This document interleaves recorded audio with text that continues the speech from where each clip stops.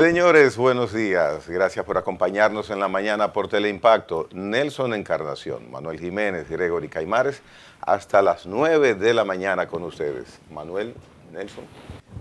Buenos días, amables televidentes. Buenos días, queridos compañeros, aquí en este barco que siempre, afortunadamente, llega a buen puerto.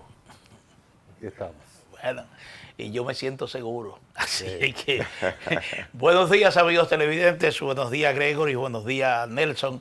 Y cuando uno se siente seguro, uno se siente con mayor ánimo, sobre todo para seguir viviendo, porque la seguridad implica muchas cosas. Bueno, señores, y hablando de seguridad, el mundo está muy complicado. Muy complicado, los fenómenos de la naturaleza realmente están dejando sus estragos en los continentes, porque no solamente en República Dominicana. Vamos a ver de inmediato cómo están las condiciones del tiempo para las próximas 24 a 48 horas, como dice el Instituto Dominicano de Meteorología. Dice, por ejemplo, que para hoy una onda tropical sobre Puerto Rico incrementará la humedad en nuestra masa de aire. Bueno, ojalá que le provoque lluvias a Puerto Rico, que está sufriendo una severa sequía.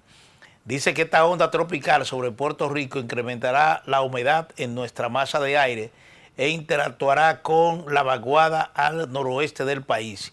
Durante la mañana se esperan chubascos aislados hacia poblados en la porción oriental de la nación, mientras que en la tarde y la noche observaremos nublados acompañados de aguaceros fuertes, en ocasiones tormentas eléctricas y ráfagas de viento en la provincia de la Altagracia, La Romana, El Ceibo, Atomayor, San Pedro de Macorís, Monte Plata, Samaná, Sánchez Ramírez, San Cristóbal, Peravia, San José de Ocoa, Monseñor Noel, La Vega, Azua, San Juan, Elías Piña, Independencia, Bauruco y el Gran Santo Domingo, incluyendo el Distrito Nacional. Se vigilan dos áreas con potencial ciclónico, la primera asociada a una zona de baja presión a unos cuantos cientos de kilómetros de las islas de Cabo Verde, la segunda asociada a una onda tropical a medio camino entre las costas de África y las Antillas Menores.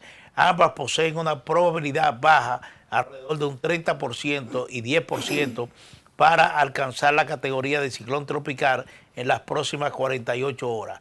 Durante los próximos 7 días, esta probabilidad de desarrollo incrementará a un 70% para el primer disturbio tropical. Por su posición actual, es importante dar seguimiento a estas perturbaciones.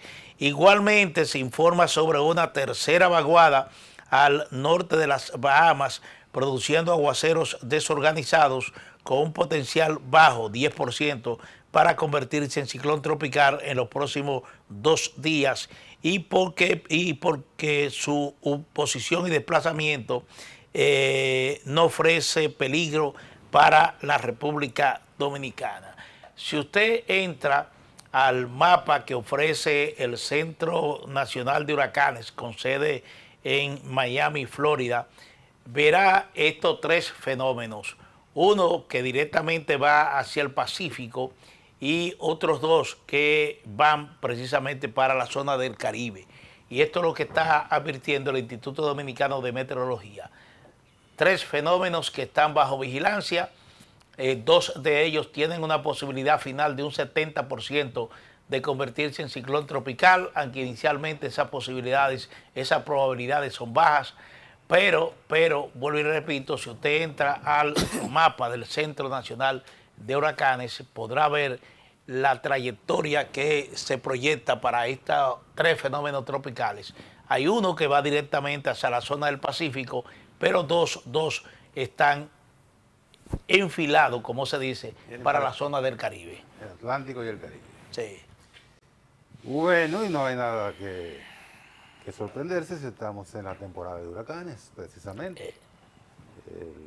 Tú hablas de la sequía en Puerto Rico, es una situación. Puerto Rico ha tenido que racionar el agua en algunos lugares, porque es una isla con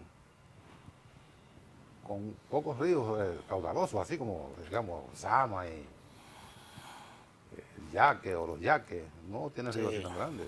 Tiene ríos, pero no con esa dimensión.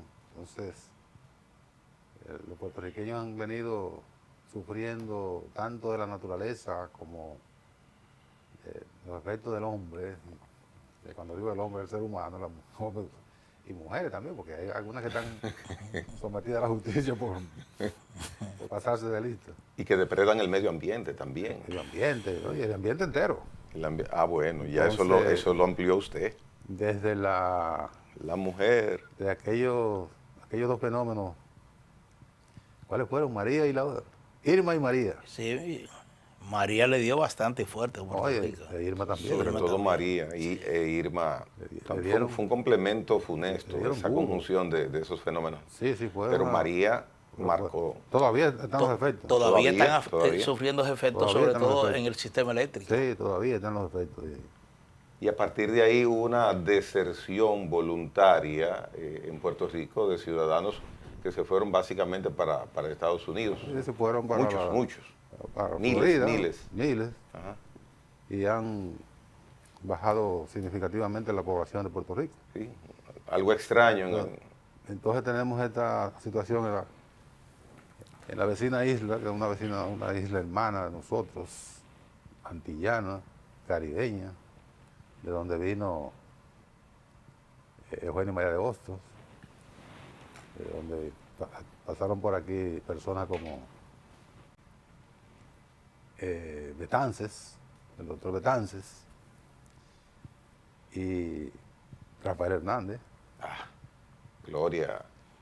Entonces tenemos esa hermandad con Puerto Rico y tenemos que sentir todo lo que sufre Puerto Rico, lo sentimos nosotros, por esa cercanía y esa hermandad histórica. Y entonces, la otra hermandad no tan intrincada así como Puerto Rico y nosotros, es Colombia. Está Colombia abatida por un terremoto de magnitud 7.4. 7.4. Sí. Cuando vi eso de Colombia, ayer recién nosotros salidos de acá del programa, entre cualquier pensamiento saqué una conclusión rápida. El planeta Tierra está molesto, verdaderamente, verdaderamente. Y mira cómo son las cosas, la incongruencia. Colombia tiene un momento, si se quiere, delicado para algunos, sui generis para otros, que es el cambio de gobierno, como ya lo hemos hablado y se ha visto. Y menos de 48 horas lo que sucede. La atención, 48, no, 24 horas. 24 horas. bueno, la asunción Él asumió fue el viernes. Fue el domingo fue de la tarde. Él no lo asumió, él lo asumió el viernes. El viernes en la tarde. el viernes. en la tarde. Pero ahí Ahí. el primer día de trabajo Exacto, de los porque colombianos con un nuevo gobierno, miren lo que sucede Sábado, temprano en la mañana. Asumió en la tarde, fue a la chercha, después el sábado Sí. y domingo. Pero hasta la naturaleza se revela a veces con algunas personas. Bueno, evidentemente que es la primera crisis de gran magnitud que enfrenta el gobierno de Abelardo del Espriella.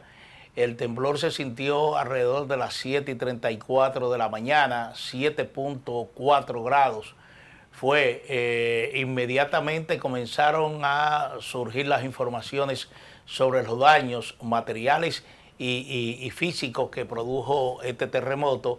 Hasta anoche se estaban contando 132 muertos y 570 heridos. El presidente de la Espriella ha declarado la emergencia nacional en todo el país precisamente para facilitar las labores de socorro y auxilio a las personas afectadas. Se está hablando de una cantidad significativa de edificios colapsados. El propio presidente de la Espriella en el día de ayer ofreció un mensaje donde ofrecía los primeros reportes y se comprometía a que cada 2 horas él iba a salir en televisión nacional ofreciendo los detalles que fueran surgiendo, precisamente producto de las labores de socorro que los equipos de emergencia estaban ya realizando sobre el terreno. Todos los países de Latinoamérica ya mostraron su solidaridad con Colombia. lo hizo el presidente dominicano Luis Abinader en una declaración pública que ofreció su solidaridad y su pesar por este terremoto. En el caso de Estados Unidos se comprometió inmediatamente de ir en ayuda de Colombia. Inicialmente el Departamento de Estado anunció una ayuda de 15 millones de dólares para contribuir con las labores de socorro. Miren, se está hablando de que alrededor de 20, vamos a hablar dónde fue, de acuerdo con el Servicio Geológico de Estados Unidos, el movimiento telúrico tuvo su epicentro cerca del municipio de San José del Parma, en el departamento de Chocó, a unos 400 kilómetros al oeste de Bogotá. Según este organismo, la profundidad aproximada fue de 107 kilómetros, bastante profunda. El temblor se produjo, como dije, alrededor de las 7:34 de la mañana y fue percibido en buena parte del territorio colombiano, además de algunas zonas de Ecuador, Panamá y Venezuela. La profundidad de este terremoto permitió que las ondas sísmicas se extendieran por una amplia región de Colombia. En Bogotá, numerosos edificios fueron evacuados previamente, aunque las autoridades de la capital no informaron inicialmente de daños graves. Según un recuento divulgado por el presidente de la Espriella, al menos 61 edificaciones habían colapsado. Sin embargo, los reportes procedentes de distintas alcaldías indican que el número de construcciones destruidas o seriamente afectadas podrían aumentar conforme avancen las evacuaciones. Los reportes indican que de daños en más de 20 municipios y los mayores daños se concentran en la comunidad de Chocó, en Risaralda, en Valle del Cauca y en Caldas. Eso es lo que se está informando de manera oficial hasta el momento. A medida que avancen las horas, se conocen ya las consecuencias de este terremoto en términos de pérdida de vidas humanas, de heridos, de edificios colapsados, pero parece ser que, como ocurrió en Venezuela, las labores de rescate, el retiro de escombros de edificios colapsados, eso irá permitiendo a las autoridades ya establecer el número de fallecidos y el número de heridos. Uno espera que todavía se está en una franja de tiempo que permite que alguna persona herida pueda ser rescatada con vida, así que lo que uno espera es que las labores de socorro se realicen con prontitud, con cuidado, que el auxilio de Colombia es un país grande, pero el auxilio de los países vecinos igualmente se manifieste a través del envío de equipos de socorro que puedan de alguna manera contribuir a agilizar estas labores de socorro.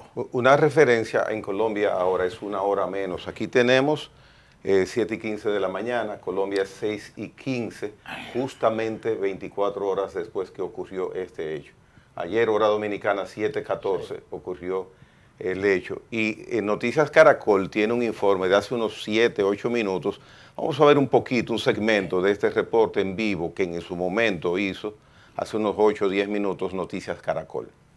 Otra de las regiones afectadas es el eje cafetero, Armenia, Manizales y también Pereira. Justamente ahí estamos viendo en pantalla a Paula Bernal desde Manizales con el reporte de lo último. ¿Dónde se encuentra, Paula? Hola, muy buenos días. Bueno, nosotros estamos ubicados acá en el barrio Milán de Manizales, uno de los barrios y de los puntos álgidos en este momento que más sufrió con este terremoto que se registró ayer en horas de la mañana, 7:34 de la mañana. Vemos las edificaciones, casi todas las edificaciones de este sector están totalmente evacuadas porque sufrieron grandes daños. Este sector es uno de los más antiguos de Manizales y aquí podemos ver cómo las personas tuvieron que evacuar con lo que tenían puesto. Hace poco logramos ver cómo una señora vino a buscar a su gatico para rescatarlo y logró encontrarlo. Me decía, desde ayer me evacuaron, salí con lo que tenía puesto, pero no perdía la esperanza de poderlo encontrar. Vine muchas veces a buscarlo y no pude. Esta mañana vine y logré encontrarlo cuando lo llamé. Cuando lo logré llamar, lo escuché y lo saqué lleno de polvo, pero lo saqué con vida. Las personas buscando sus mascotas, las personas buscando, tratando de recuperar cualquier enser, cualquier prenda para poder salir, no solamente con lo que tenían puesto. En este momento es importante destacar que ya hay albergues ubicados allí, las personas están recibiendo acompañamiento psicológico y alimentación. El llamado es para que las personas puedan llamar a las líneas que habilitaron, línea 132 y 320-263-8306. Son las líneas que acaban de habilitar las autoridades para reportar cualquier anomalía en sus viviendas o también para reportar cualquier tipo de situación que ponga en riesgo sus vidas. Esa es la situación aquí en Manizales por el momento. Más adelante volveremos con ustedes. Gracias, Paula, y de corazón esperamos que usted y su familia se encuentren bien porque el eje cafetero fue muy afectado por este sismo de 7.4. Vamos a Pereira con nuestro querido... Bien, como vimos ahí, esas tres pequeñas edificaciones comentábamos, ya eso no sirve, estructuralmente eso no sirve. Y así hay decenas de edificios, decenas. Un peligro regresar a esos edificios. Ese terremoto abarcó casi todo el occidente de Colombia. Ahí hay alrededor de 20, 25 municipios. No municipios pequeñitos, son municipios grandes. Tan grandes que tienen, varios de ellos tienen aeropuertos que fueron declarados en 6 aeropuertos. En inutilidad por la... 6 aeropuertos internacionales. Aeropuertos por los daños estructurales. Las pistas de aterrizaje, la torre de control y todo eso fueron... Sí, porque la pista se resquebraja. Resquebrajan por el movimiento. Y entonces un avión tiene que aterrizar en una superficie perfecta, plana y perfecta. Sí, así entonces es. Ahí tiene toda esos daños en todo ese territorio amplísimo de Colombia. Y tú decías, lo referías como algo saludable, que fue a 107 kilómetros. No, yo decía gran profundidad, muy profundidad. Eso no es gran profundidad para un terremoto. No decía que era saludable. No, que a pensar digo que yo tan que profundo. Okay. Tan profundo. Normalmente un terremoto, por ejemplo, que se produce a menor profundidad, los efectos son mayores. Ahora, con una profundidad tan grande, lo que dice la información es que eso permitió que se radiara prácticamente en una amplia región. Por eso mismo. Sí. Mientras más... Bueno, Osiris sabe de eso. Pero tengo entendido que un terremoto cuya profundidad sea de 107 kilómetros, los geólogos lo consideran como un terremoto casi superficial, aunque son 107 kilómetros. Pero que eso es más para allá que de aquí a Bonao. De aquí a Bonao, bueno... Son 88 kilómetros, tú estás hablando de que, bueno, prácticamente a La Vega. No, La Vega no. A Bonao. De aquí a Bonao. Esa fue la profundidad. Pero reitero que según los geólogos, eso es una de repente profundidad... de aquí a Bonao hay 88 kilómetros. Sí. Entonces nos estamos aproximando a La Vega. Exactamente. Si uno se escucha a ustedes y hace así. No, pero es verdad. Uno que no sabe de eso dice, bueno, 107 kilómetros, está profundo. No es tan profundo. Pero fue uno solo, diferente a Venezuela, pero fueron... fue largo, muy largo, sí, muy extenso en tiempo. La duración fue como 39 segundos. 79 segundos. Eso es mucho tiempo. Para un terremoto. Una eternidad. Más de la mitad de un minuto. Es una eternidad para un terremoto. Yo vi una reacción rara, perdón Manuel, de 3 personas ayer. Había una columna alta y gorda, fuerte, robusta, y el efecto del temblor en sus buenas. Y ellos 3 se aferraban, no sé si fue que les dio un pánico, en lugar de huir, se aferraban a la columna del edificio, ya como en las afueras. No entendí eso, porque todo el mundo huía y ellos se quedaron aferrados a la columna. Cada quien reacciona de manera diferente. Sí, observé también en las redes un edificio que se veía bastante fortificado, donde en principio ese edificio se ve como se remenea, dura unos segundos el edificio así e inmediatamente comienza a desplomarse. hasta que colapsa totalmente. Es a consecuencia de eso. Pero lo que quería decir era que, bueno, Colombia es un país institucionalizado y siempre se supone que hay continuidad de Estado. El Estado no desaparece por un cambio de gobierno, sino que prosigue su curso. Pero en el caso de Abelardo de la Espriella, esto representa un gran reto para su gobierno porque apenas se está instalando. Yo pienso que su funcionariado pleno no ha sido ni siquiera designado. Es decir, hay una situación bastante complicada en términos de las labores inmediatas que debe realizar el gobierno para ir en auxilio de estas personas. Se declara una situación de emergencia, lo que permite que se utilice el presupuesto con cierta libertad para la adquisición de materiales, de bienes, de cualquier cosa que haya que disponer para hacerle frente a la situación de este terremoto, pero como quiera, es una situación complicada porque se trata de un gobierno, repito, que se está instalando, que tiene que designar sus funcionarios, coordinar sus acciones, sus políticas públicas, y todo esto de alguna manera incide de manera muy determinante en el accionar inicial de un gobierno. Es decir, un hecho totalmente imprevisto que no estaba en la agenda, se produce apenas 48 horas después, poco más después de 48 horas de usted haber asumido un gobierno. La verdad es que se plantea una situación bastante difícil. Habrá que ver la disponibilidad de recursos, los recursos que lleguen desde el exterior para hacer frente, porque ahí hay poblados, como es el caso de Pereira, que es una de las zonas mayormente afectadas, que van a necesitar un proceso de reconstrucción bastante amplio, y esto implica el desembolso de muchos recursos, Ya tú lo dijiste, Colombia es un país institucionalizado, no importa que un presidente trate de instalar su propio criterio de cómo debe manejarse el Estado. Hay un discurrir ya establecido. Digamos, estas labores de rescate, siempre el presidente de la República que se ponga al frente es muy importante, pero hay agencias que ya saben lo que tienen que hacer y lo están haciendo. Los recursos me imagino que deben estar también especializados a partir de esa institucionalidad que estamos refiriendo. Son recursos que están ahí disponibles, se usan cuando hay ese tipo de emergencia, que puede ser un terremoto, puede ser un huracán o puede ser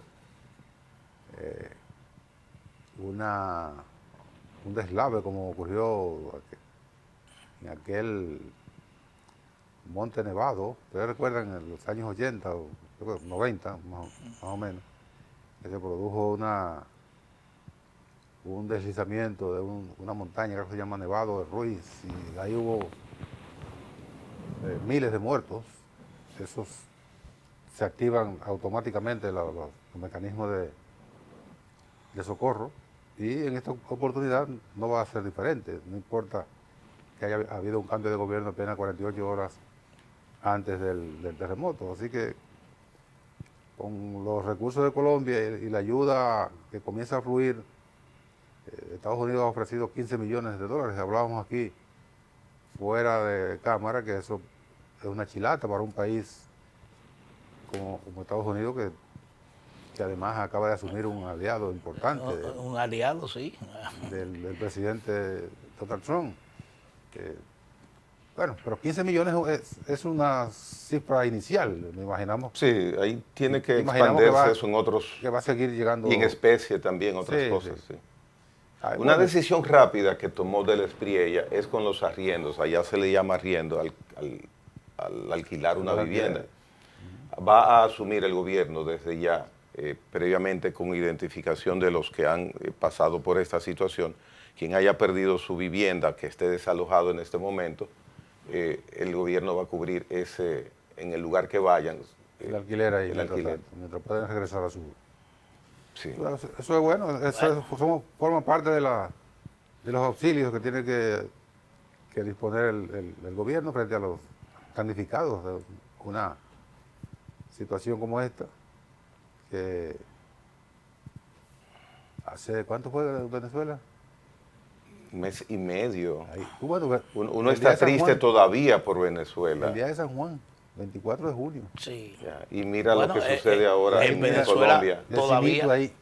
Todavía se están labores de retiro de escombros en Venezuela. Por la cercanía habrá, y ahí sí sería importante, bueno, siempre es importante conversar con Osiris de León, pero preguntarle, él que conoce toda el área Centroamérica, el área terrestre, el área que tiene incidencia en estos El asuntos área tectónica. Él lo explicó. si hay alguna relación Sí. en esto Todo de es- todo Colombia, esto tiene no, en una lo de relación Colombia única. con lo Sí. que sucedió Sí, en es un triángulo, él lo explicó, todo. él lo Incluso graficó. con lo que ocurrió en Perú, en una zona apartada de Perú recientemente, todo eso tiene relación. Él Incluso explicó. los temblores de relativa intensidad que se han sentido aquí en República Dominicana, todo esto está relacionado. Porque nosotros estamos en el Nosotros triángulo. somos parte. Él hizo el Sí, triángulo, él graficó el triángulo. él Recuerdo pintó eso, toda sí. América ¿Te acuerdas? Latina y el Caribe, todas estamos incluidos en esa capa tectónica que parece que está muy activa. Sí.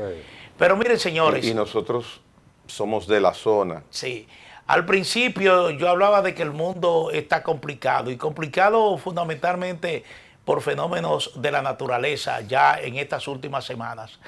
Hace 2 o 3 semanas uno estaba bastante preocupado con la intensidad de los incendios forestales que se estaban produciendo en España y Francia. Miles de personas desalojadas de sus hogares, de sus zonas de residencia, debido a que se trataba de incendio histórico. Es decir, que nunca antes se habían visto incendios forestales, ni en Francia ni en España, de la extensión que se produjeron ahora. Estamos hablando, por ejemplo, que en Francia se produjeron incendios en una zona boscosa que tiene 4 veces mayor a la capital París, es decir, al territorio de París, de la capital. En el caso de España, igualmente se estaba hablando de incendios que en términos de extensión territorial superaban lo que es el territorio de la capital Madrid. Es decir, que estamos hablando de fenómenos de la naturaleza. Uno quiere pensar que esto es producto de las altas temperaturas que se han estado registrando en Europa, sobre todo en las últimas semanas, superior a 40 grados. Uno quiere pensar que todo esto es consecuencia precisamente de la naturaleza. Pero ahora resulta que en Estados Unidos y en Canadá se están produciendo igualmente incendios históricos, es decir, incendios que abarcan zonas bastante extensas que no se habían visto anteriormente en ninguno de los dos países. Y para colmo estamos asistiendo a estos movimientos telúricos, a estos terremotos que están afectando ya a varios países de América Latina. Antes del terremoto que ocurrió en Venezuela, había temblado la tierra en otras zonas de América Latina. Y después del terremoto de Venezuela, se registró uno bastante significativo en una zona de Perú que incluso causó 6 muertos y el colapso de varias edificaciones. Y estamos hablando de que incluso aquí en República Dominicana hemos sentido 3 o 4. Otro en Chile. Bueno, otro en Chile igualmente se sintió que fue bastante considerable en Chile. En Chile tiembla la tierra con relativa frecuencia, pero Eso es diario en Chile. sí, al igual que en México, pero son situaciones que llaman poderosamente la atención de lo que está ocurriendo alrededor del mundo. Ha habido temblores también en zonas no del Medio Oriente, sino No, de Asia. de Asia. En Asia también ha habido temblores. Hoy mismo China está sufriendo la consecuencia de un tifón que obligó el domingo pasado a tener que desalojar más de 1 millón de personas de una zona que está siendo impactada ahora por este tifón, que igualmente otros tifones han tenido también impacto en otras zonas de Asia, incluyendo Taiwán. Es una situación que uno dice, bueno, ¿a qué atribuir esto? ¿Al cambio climático o alguna decisión del Todopoderoso de castigarnos? Porque la verdad es que ya uno se sorprende de un hecho que ocurre, se lastima sentimentalmente, pero inmediatamente ocurre otro de consecuencias mayores o similares que uno dice y se pregunta realmente qué está pasando. Para un religioso pensaría que el mundo tiene que arrepentirse, que tiene que orar y que tiene que pedirle perdón al Señor.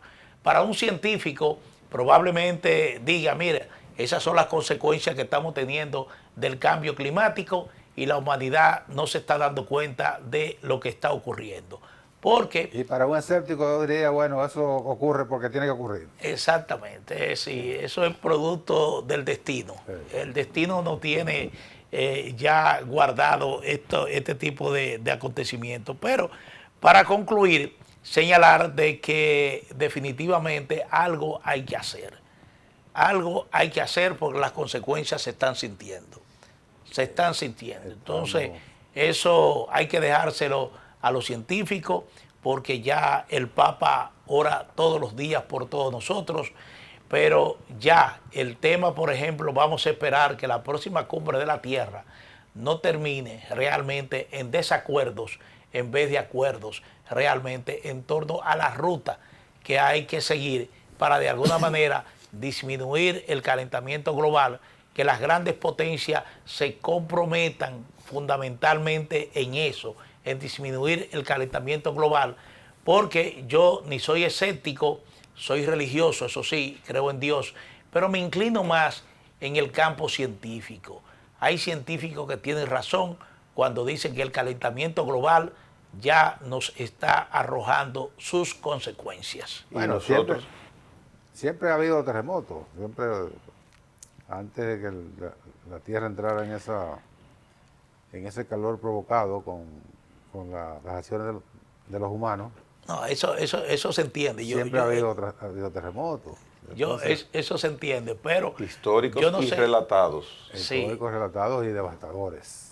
Bueno, nosotros mismos hemos sufrido terremotos En devastadores. momentos que no había edificaciones. Lo que yo me refiero Y que no se es medía. a la conjunción de fenómenos. Sí, hay mucho. Es una conjunción de fenómenos que se están registrando. Hay mucho de Cuando la- hablamos, por ejemplo, en Francia y España de incendios históricos, quiere decir que nunca han ocurrido. No, hay cosas que están siendo provocadas por las acciones del hombre. Tú hablas del deseo de que en la próxima cumbre de estas que se celebran para delinear acciones en beneficio de la humanidad y disminuir los efectos que provocamos los humanos, que en esa cumbre, en esa o esas cumbres, las potencias se comprometan. Bueno, ellas siempre se comprometen. El problema está El en problema cumplirlo. es cumplir lo que prometen, acuerdan. porque ahí entonces comienzan a mediar los intereses. Si una disminución de una actividad industrial importante va a significar para el sector de que se trate y para el país en sentido general alguna afectación económica, esos intereses van a mediar y van a disminuir el cumplimiento de la promesa, el asumir los compromisos a los que se obliga el Estado por vía de su representación en esa cumbre. Esos compromisos son puestos a un lado por los intereses económicos, los intereses materiales, aunque esos países estén sufriendo en mayor medida porque son el epicentro de la emisión de agresión al planeta, aunque estén sufriendo más que los demás países, esos intereses le da un pito. Prevalecen los intereses particulares. Sí, y lo que se encima. comprometen esos Bueno, países se quedan en En papeles. Sí, en papeles. Sí, los países productores de petróleo nunca están de acuerdo con lo que finalmente se Lo han acuerdan. demostrado, firman una carretilla de papeles y después no cumplen ninguno. En el caso nuestro, uno espera, por supuesto, que nunca nos toque. Sin embargo, las irresponsabilidades hechas con blogs que hay en las periferias, en cualquier lugar, aquí hay muchas construcciones que no son construcciones, son irresponsabilidades. A mí me da pavor esa situación, Sí. pavor esa situación.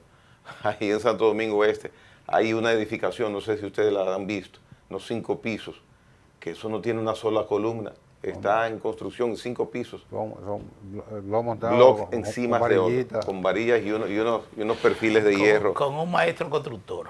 Bueno, vamos. Bueno, pero Cire de a León una aquí pausa. mismo dijo que se estaban tratando de ser muy concreto y específico en el cumplimiento de las normas sísmicas. En la parte formal. El eso sí, problema, en la parte el formal. problema es, él mismo decía que en el caso de Venezuela es uno de los países más avanzados en aplicar eso que se conoce como norma sísmica. Y mira las consecuencias. Se está hablando, y eso rápidamente quiero atribuirlo a narrativas un poco con interés, pero se está hablando de que contusiones, por ejemplo, que se realizaron durante la administración de Chávez, que fueron realizadas precisamente por empresas chinas o en colaboración con chinas, esos edificios colapsaron todos en la zona donde se produjo el terremoto.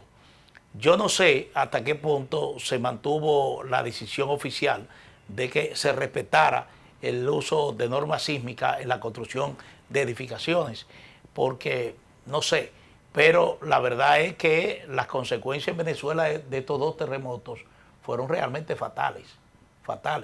Y el mismo Osiris se preguntaba, bueno, ¿hasta qué punto el observar el cumplimiento de esas normas garantiza que un edificio no colapse frente a un terremoto de mayor de 7 grados?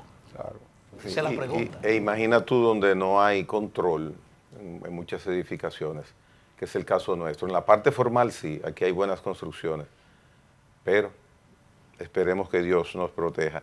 Vamos a la pausa, en breve retornamos.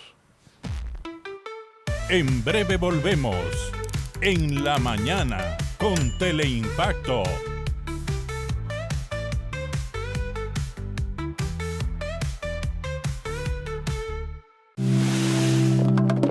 Dominicana es venir por 10 días y sentir que quisieras quedarte 10 años más. Porque nunca una montaña te había hecho sonreír tantas veces como acá.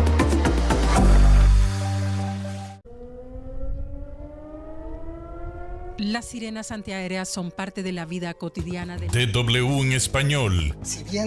Plasmando hechos, fomentamos el entendimiento entre las culturas y los pueblos. Con horario de 11:30 de la mañana a 12 del mediodía y de 9 a 9:30 de la noche. DW en español por Teleimpacto 52.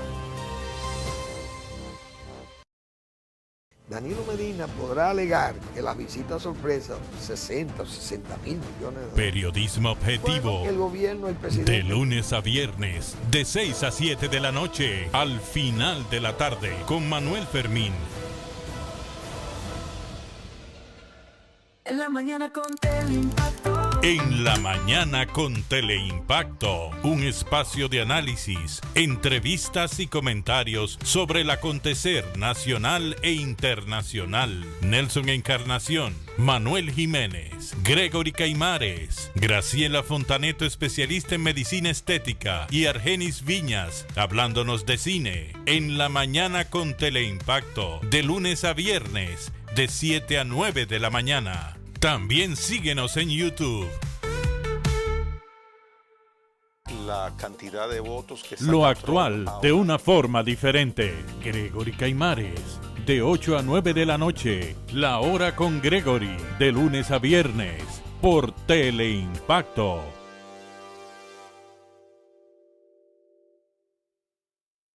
Para la República Dominicana. Mucha gente no sabe eso. Bueno, Geopolítica con Nelson Encarnación. En el Consejo de Seguridad de Naciones Unidas, ningún esfuerzo va a tener resultado positivo. Una visión completa y objetiva. El que ellos acusan que China está controlando el canal de Panamá. Respecto de estos casos de investigación, de la verja. Domingos, de 11 de la mañana a 12 del mediodía. Geopolítica por Teleimpacto.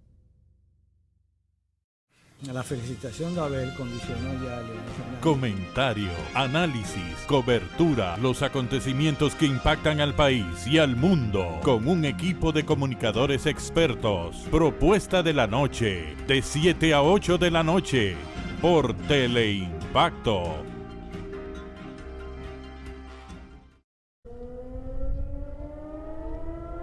Las sirenas antiaéreas son parte de la vida cotidiana de DW en español. Si bien Plasmando hechos, fomentamos el entendimiento entre las culturas y los pueblos. Con horario de 11:30 de la mañana a 12 del mediodía y de 9 a 9:30 de la noche. DW en español por Teleimpacto 52. Danilo Medina podrá alegar que las visitas sorpresa, 60 o 60 mil millones de dólares. Periodismo objetivo. Bueno, el gobierno, el presidente. De lunes a viernes, de 6 a 7 de la noche, al final de la tarde, con Manuel Fermín. En la mañana con Teleimpacto. En la mañana con Teleimpacto, un espacio de análisis, entrevistas y comentarios sobre el acontecer nacional e internacional. Nelson Encarnación, Manuel Jiménez, Gregory Caimares, Graciela Fontaneto, especialista en medicina estética, y Argenis Viñas, hablándonos de cine. En la mañana con Teleimpacto, de lunes a viernes, de 7 a 9 de la mañana. También síguenos en YouTube. La cantidad de votos que Lo actual de una forma diferente. Gregory Caimares, de 8 a 9 de la noche. La hora con Gregory, de lunes a viernes, por Teleimpacto.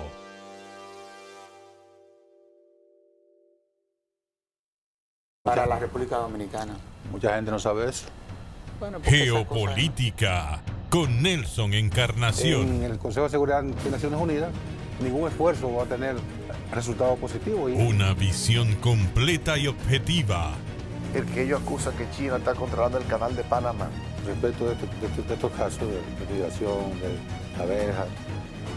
Domingos, de 11 de la mañana a 12 del mediodía. Geopolítica, por Teleimpacto. Saludos, amigos y amigas de La Respuesta. Doctor Marino Vinicio Castillo, un agudo analista de la realidad nacional e internacional. Y que con la gracia de Dios esperamos estar con ustedes el próximo fin de semana. Gladiador de la palabra que ha librado todas las batallas de la vida, íntegro en el aspecto moral, con profundas convicciones y una arraigada fe cristiana. La Respuesta con el doctor Marino Vinicio Castillo, todos los domingos de 12 a 1 de la tarde, a las 3 de la tarde y 9 de la noche, por Teleimpacto.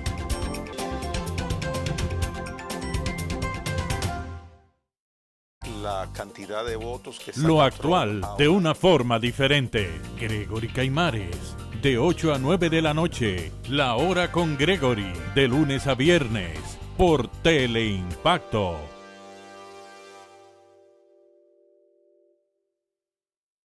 Para la República Dominicana. Mucha gente no sabe eso. Bueno, porque Geopolítica, con Nelson Encarnación. En el Consejo de Seguridad de Naciones Unidas, ningún esfuerzo va a tener resultado positivo. Una visión completa y objetiva.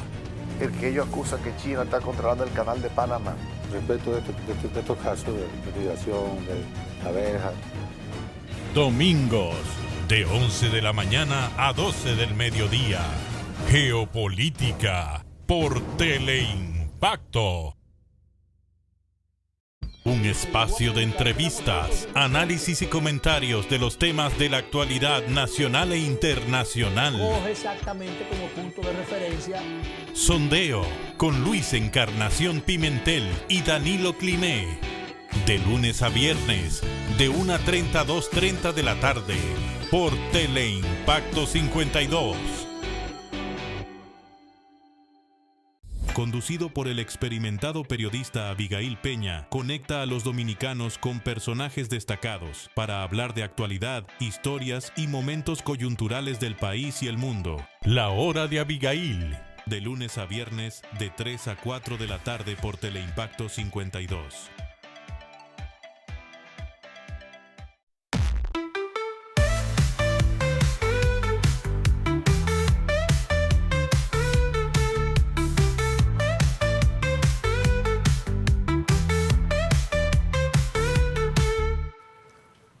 Esos tiempos aquellos, Nelson y Manuel. Pero recordar. Pienso, recordar es vivir. Es vivir. Sí, recordar es vivir. Miren, sale el PRM fortalecido de lo que sucedió el domingo. En resumen, lo mío siempre es con resumen, rápido. Sí, aunque con matices. Hay matices en ese fortalecimiento. Ese resumen rápido. Vamos a ponerlo en contexto. Para desglosarlo, para desglosarlo, porque es interesante lo que ha sucedido con el PRM y en el PRM el domingo. Déjate preguntar y pues tú respondes. Ese resumen rápido que tú quieres hacer y salirte lo más rápido posible o antes del tema, ¿es porque tú quieres ser lacónico o quieres ser irresponsable y no quieres asumir? No, porque quiero escucharlo a Aclara ustedes. bien. Quiero escucharlos a ustedes. Aclara bien. Mira. Yo quiero escucharlos a ustedes. Yo puedo hablar media hora de lo que sucedió el domingo, pero vamos a conversar sobre eso. Yo quiero insistir en un tema que abordamos ayer, pero lo abordamos así como por arribita. La ausencia de David Collado de esa asamblea del Partido Revolucionario Moderno. Está fuera del país. Le he escrito a dos. ¿Y te ha respondido? No, a dos cercanos a él, a dos cercanos de él. Uno de ellos muy amigo de ustedes dos. Y se han quedado callados. Otro me respondió, bueno, compromisos internacionales. Yo le escribí a uno también. Sí, y entonces... Me mandó otra cosa, que no fue eso. Sí. Que no fue lo que yo le pregunté. Uno quedó callado. Bueno, aquí lo estaba revisando todavía, hoy en la mañana para ver, y todavía no ha respondido. Déjame ver si no ha respondido. Pero yo vuelvo a preguntarme lo siguiente.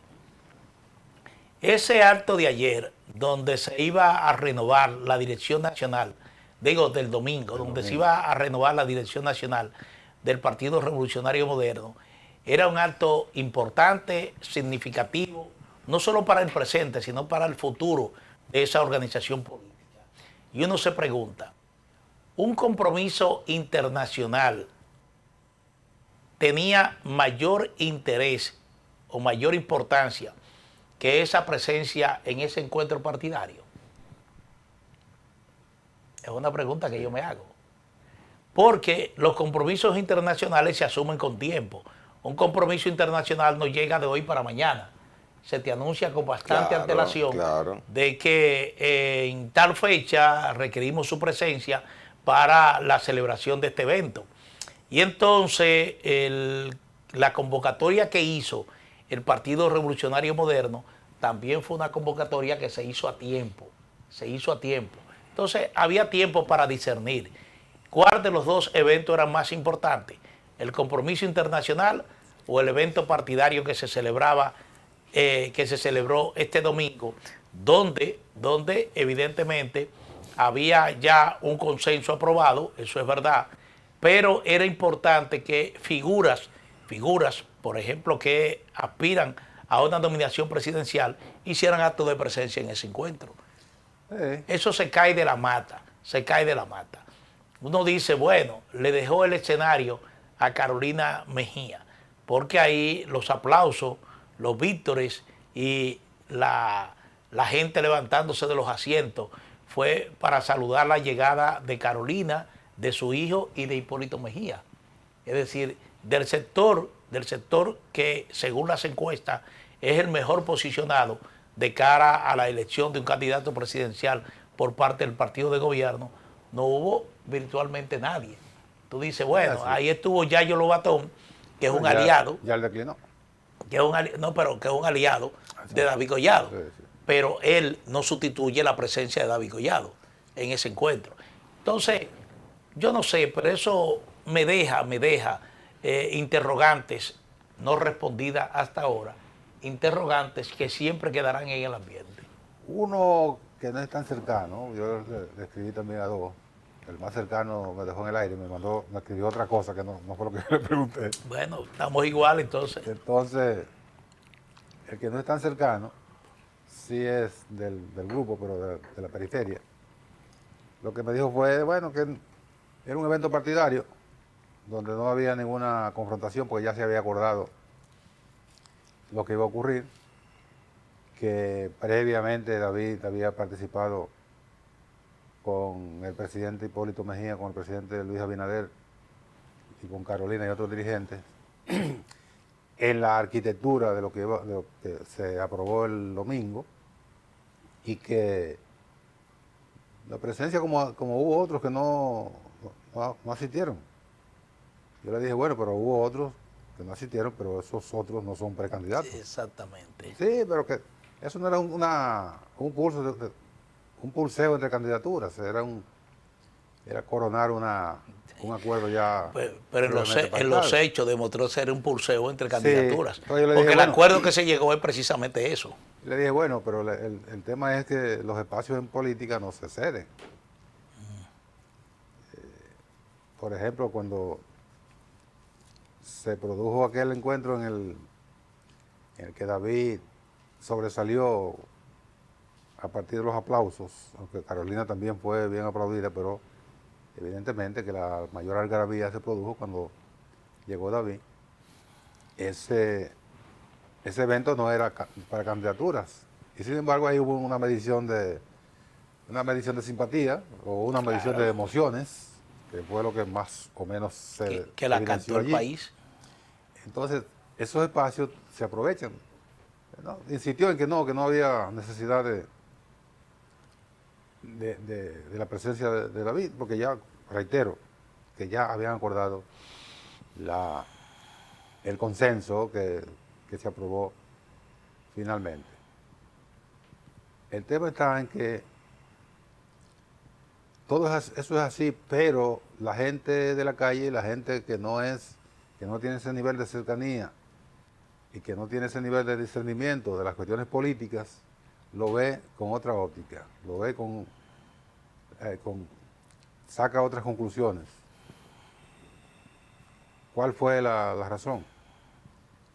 Esa es una razón importante, pero también una razón importante decir, y lo comenzamos diciendo ayer y ya Manuel lo dijo de nuevo hoy, cualquier evento internacional tiene fecha previa que se acuerdan meses antes. Claro.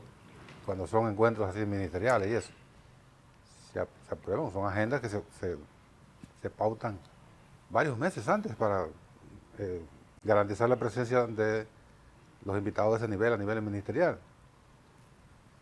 Hay que seguir indagando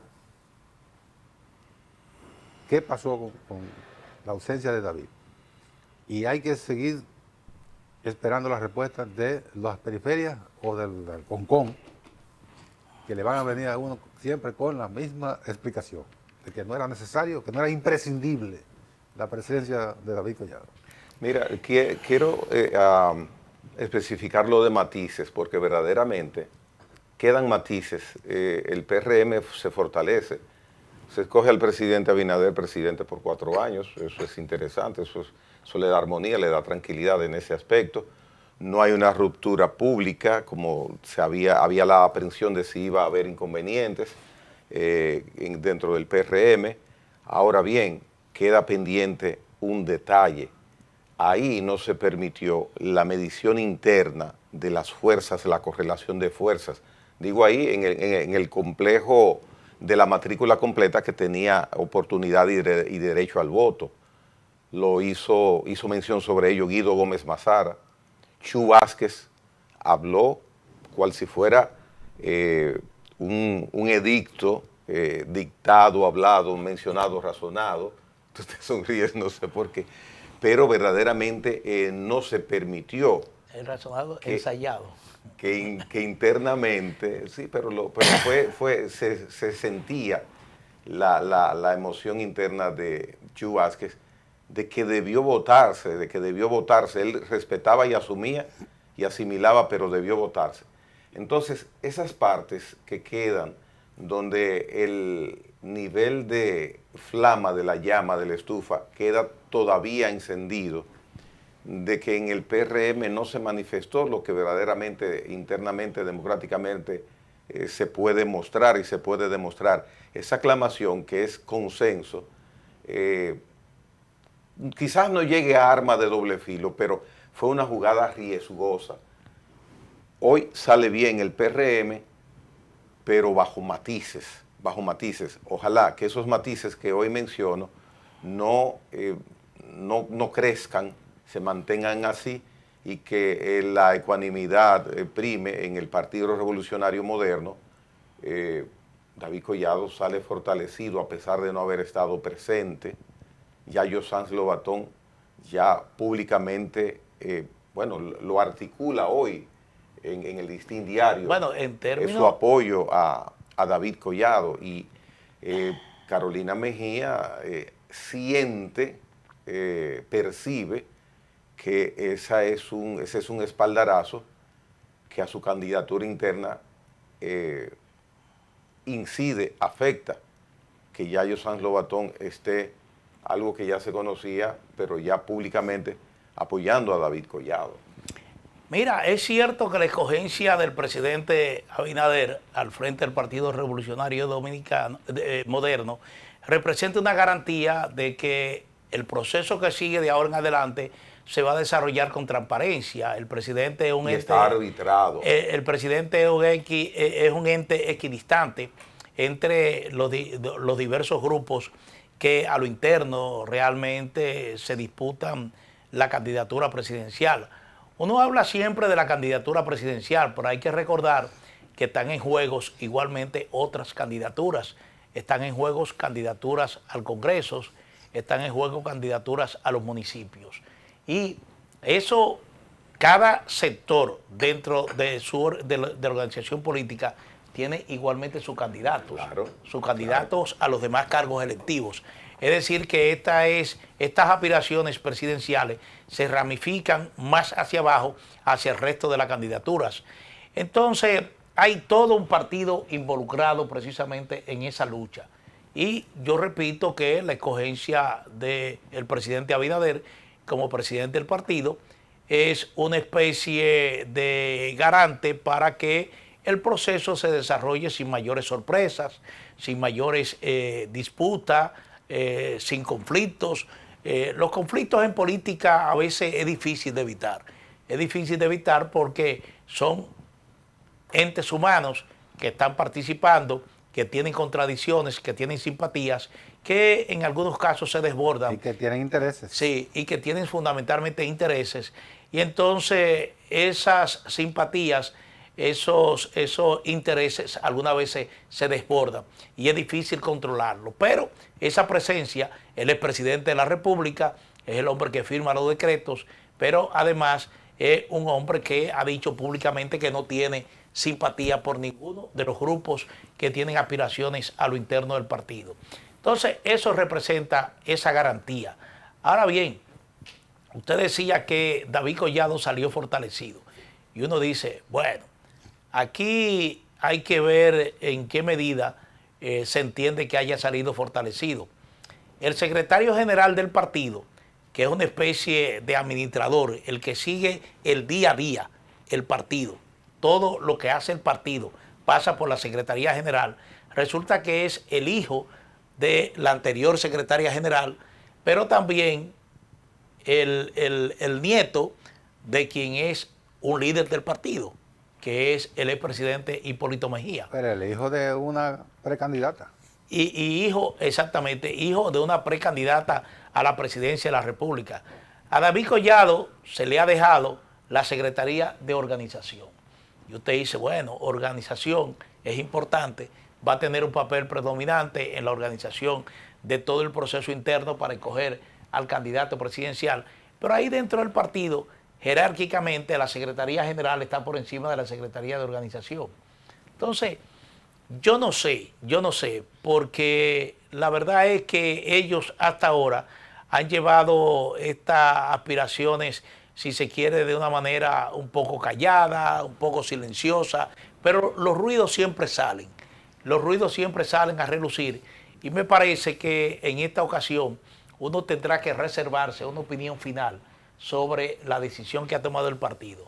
En qué punto esto impacta de manera positiva o de manera negativa. Ellos han dicho públicamente que han aprendido de la experiencia del pasado.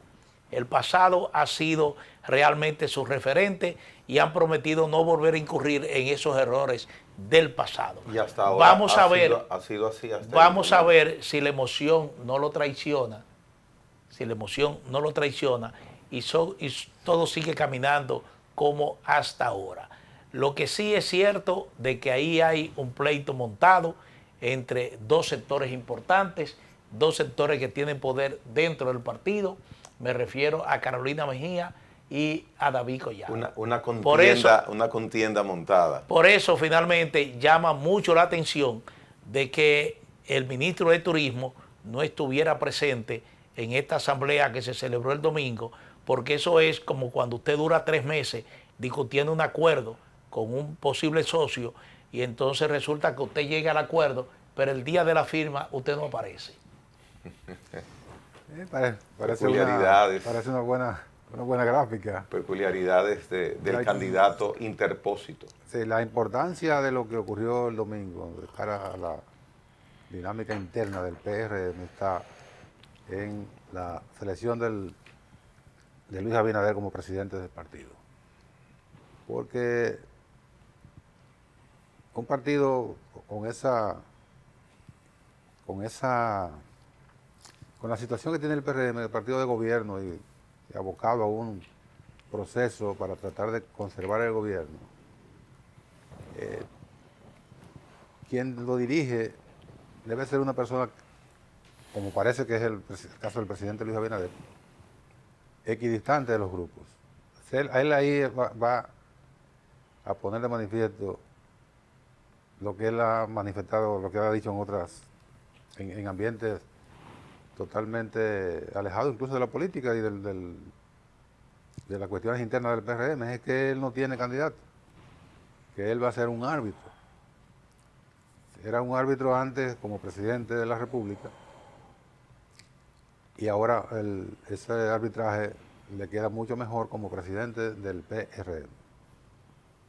Porque administrar esos intereses con alguien que tenga, aunque no sea tan manifiesto, pero que lo deje escapar una simpatía por una de las corrientes, simpatía por alguna de las corrientes que se disputan. Básicamente las dos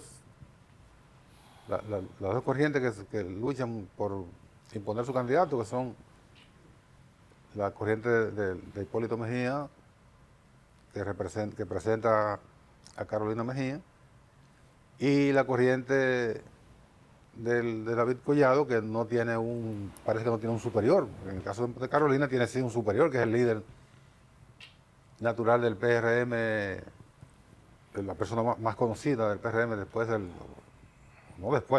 Pero ¿cómo al mismo nivel del presidente de la República. Que no tiene un superior. Políticamente, ¿no? David no tiene un superior políticamente hablando. Él corre por... El presidente Abinader. No. El presidente Abinader ¿El partido ahora? Me refiero a candidatura. Oh, ya. Políticamente sí, porque el presidente de la República es el líder del partido. Pero me refiero a que en sector propiamente candidatura, Carolina Mejía está en el paraguas de Hipólito. Porque ¿quién es el líder? ¿Carolina o Hipólito? Hipólito. A eso yo me refiero, no me refiero en términos partidarios. Porque en términos partidarios incluso el presidente Abinader está por encima de Hipólito Mejía. En términos partidarios, jerárquicos, estructural. Sin embargo, Nelson, algo que tú no mencionas y no lo vas a mencionar, porque es responsable no mencionarlo, quizá muy poca gente lo puede mencionar, no porque no sean responsables, sino porque no hay evidencia. Pero el hecho de que David Collado sea un candidato interpósito, si esa interposición no existiera, David Collado no fuera David Collado, pero para nada. Pero para nada, porque ni contacto con sus seguidores cercanos, o algunos relativamente cercanos. Pero esa interposición... Yo lo he explicado, David Collado es interposición. Esa interposición no recae en el presidente Luis Abinader.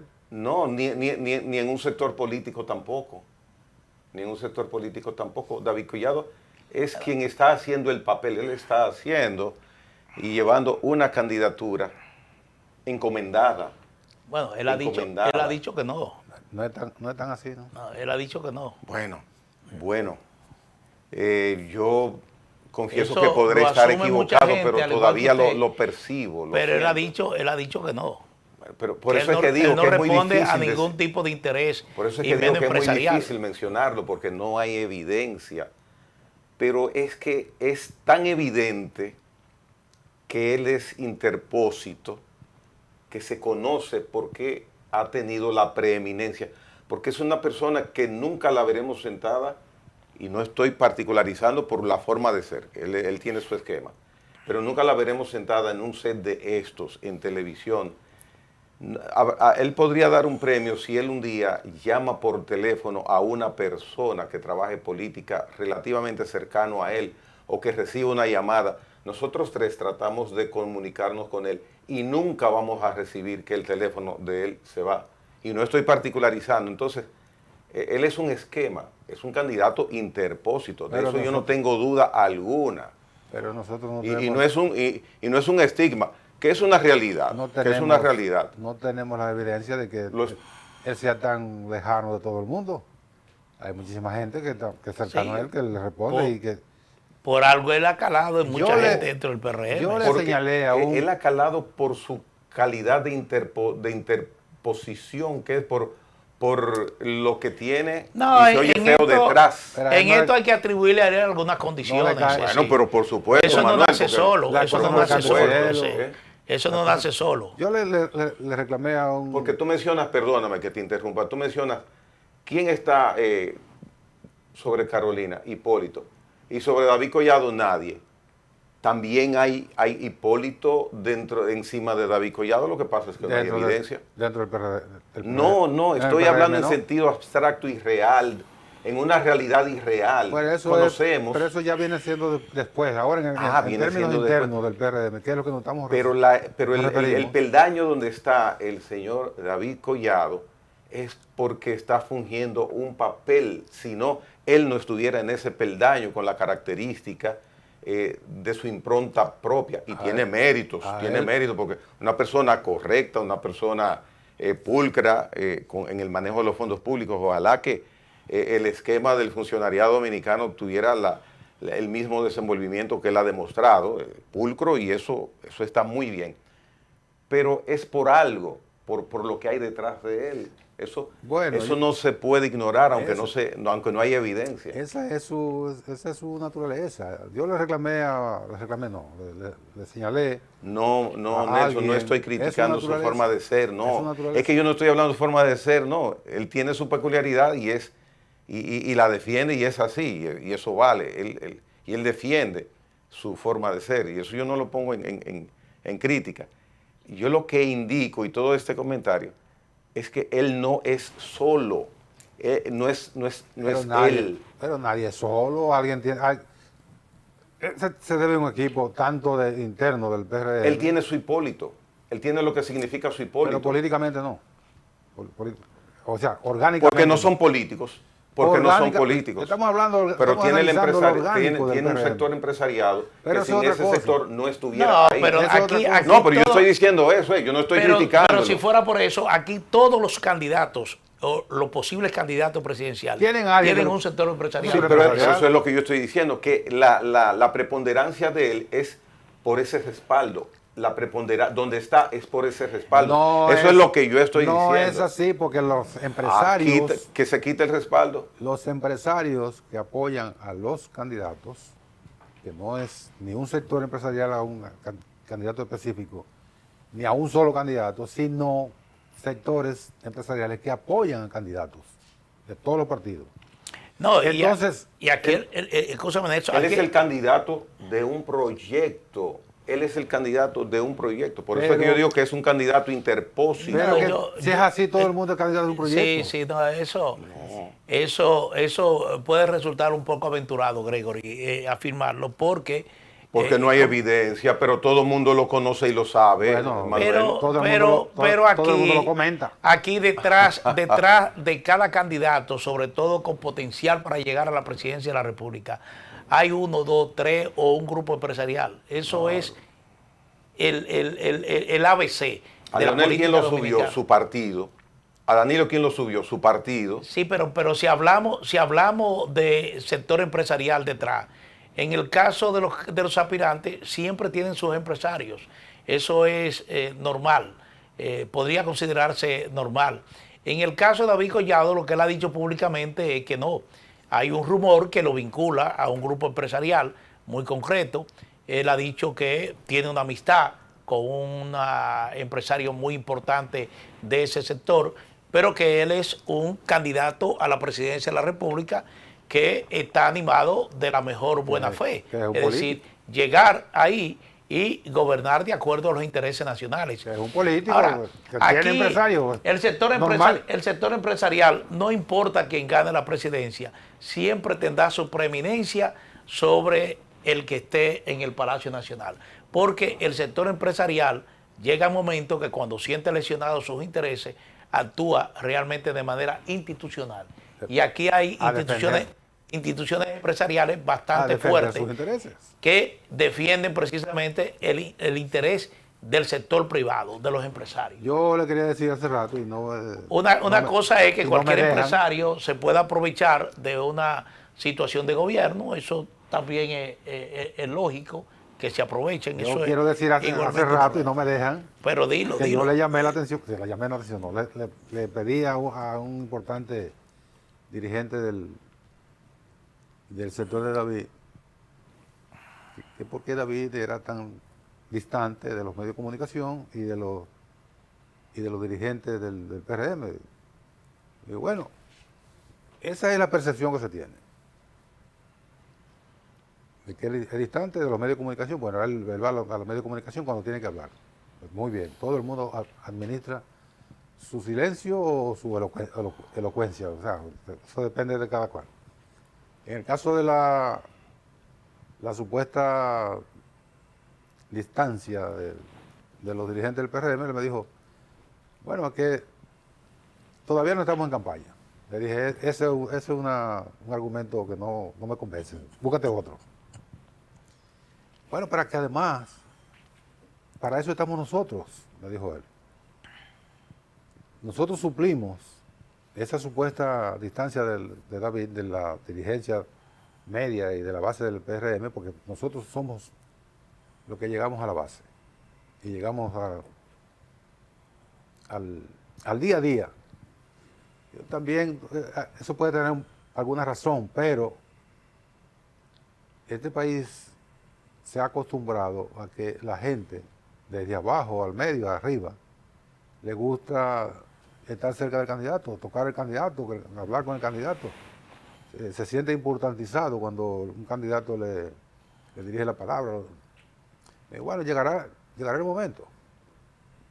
Ahí tú tienes razón, llegará el momento, pero esa percepción que tiene, digo ahora que tiene Gregory, y yo lo dije a él, esa percepción que se tiene de un candidato distante, puede tener su efecto contrario cuando venga a acercarse. Le va a decir a la gente, pero viene ahora que quiere mi voto, se acerca, y cuando si gana las elecciones vuelve a ser el distante que es.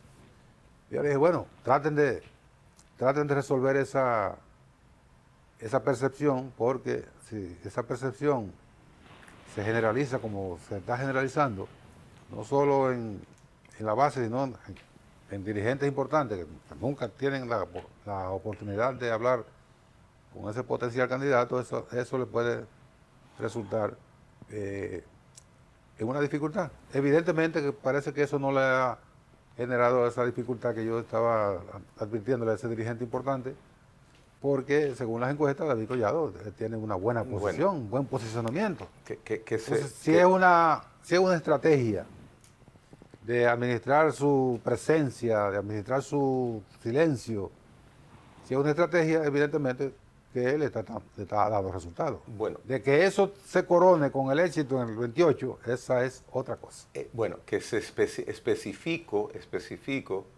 que no me refiero ni me obstaculiza mi razonamiento la característica de que él pueda ser distante, que no venga a programas de televisión, como yo mencioné, para nada objeto ni critico, y lo puedo criticar, pero no lo critico, es su forma, pero no me refiero para nada a su forma de ser política. Digo esa característica porque no es normal, no es normal, no es normal. En el político dominicano eso no es normal, mucho más con la característica del presidente de la República, que es de su partido.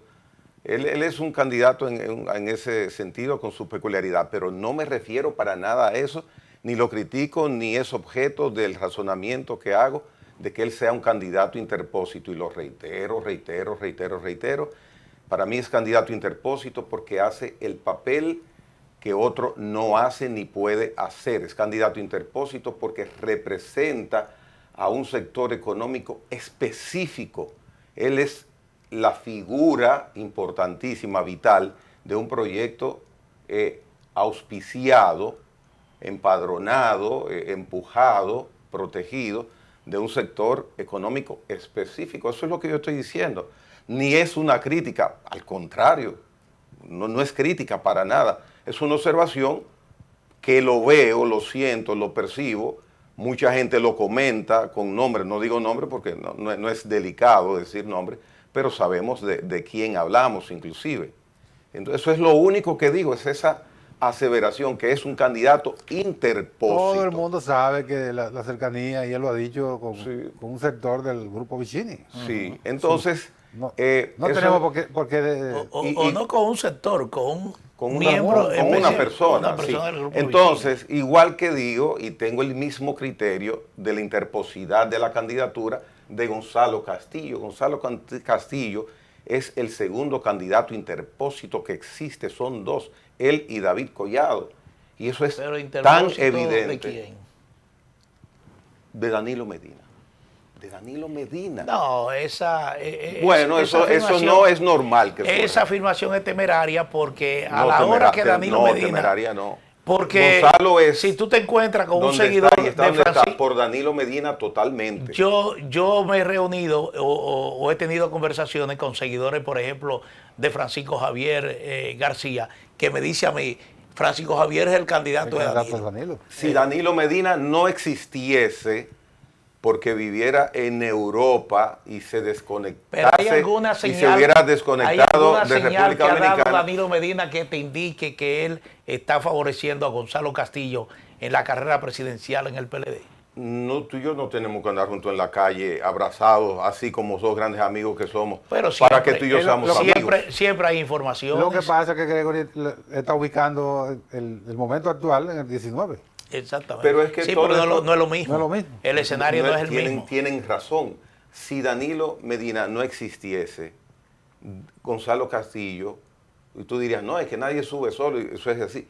Pero no fuera Gonzalo Castillo, estuviera desempeñado el papel que hoy también está desempeñando, como lo hizo en el 19.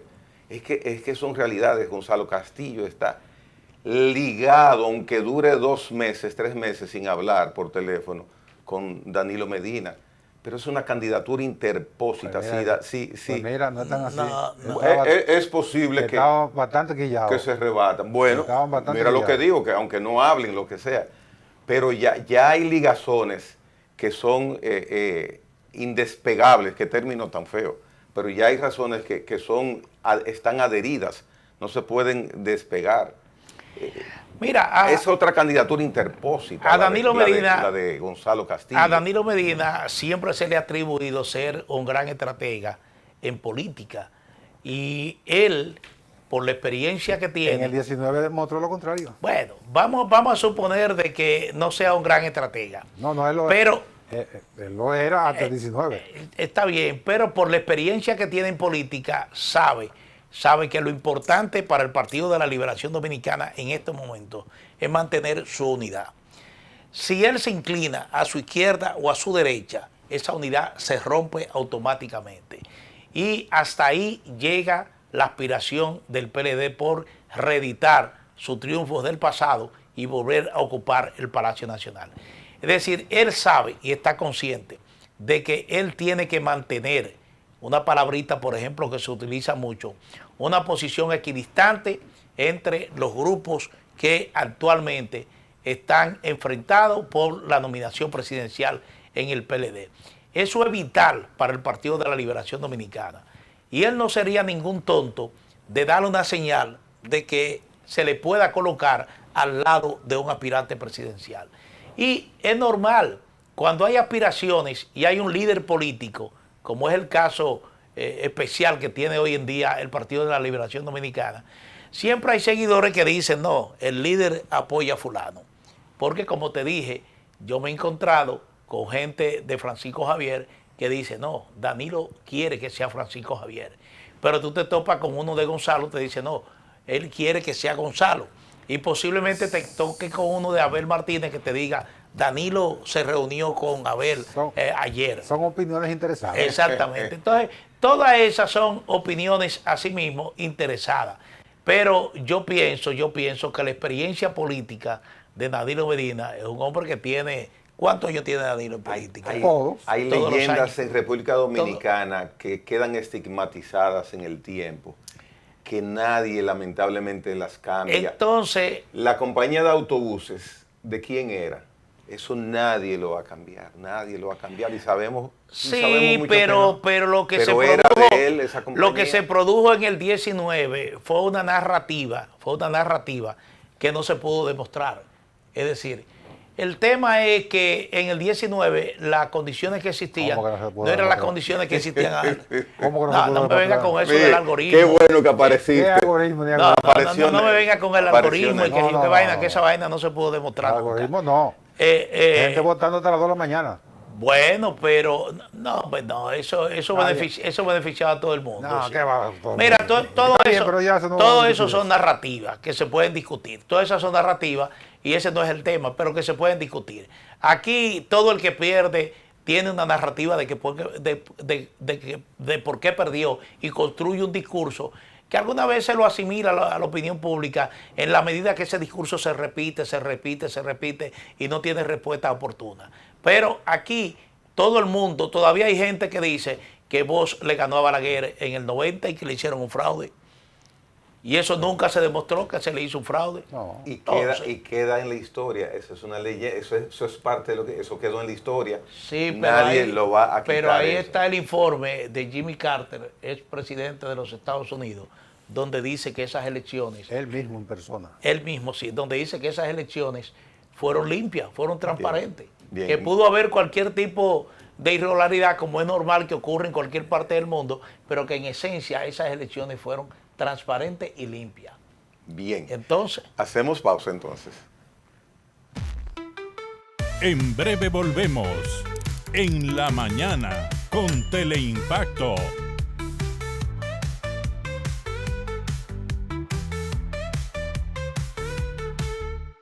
Dominicana es ¡Vamos! Un lugar en el que no preguntamos cómo llegaste. Solo si te hicimos sonreír y querer quedarte un rato más. La felicitación de Abel condicionó ya el... Comentario, análisis, cobertura, los acontecimientos que impactan al país y al mundo, con un equipo de comunicadores expertos. Propuesta de la noche, de 7 a 8 de la noche, por Teleimpacto.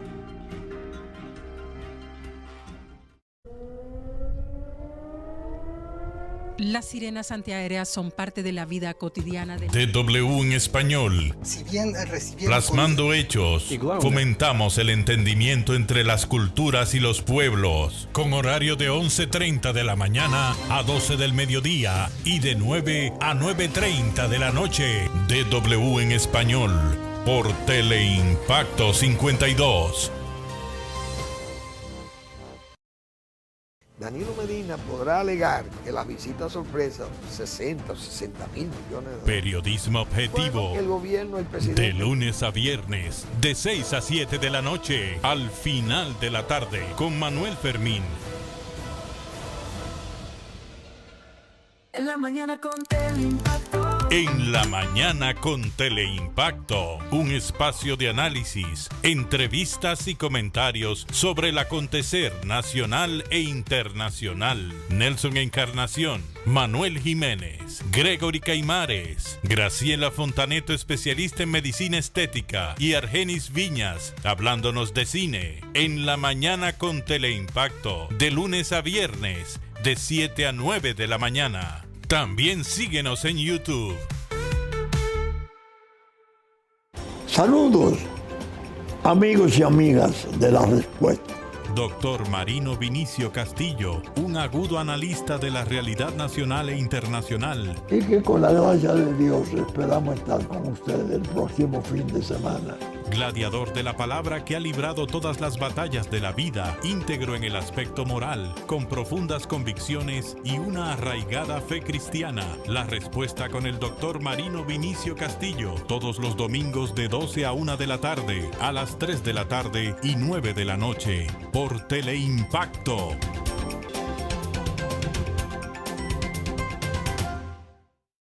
La cantidad de votos que Lo actual de una forma diferente.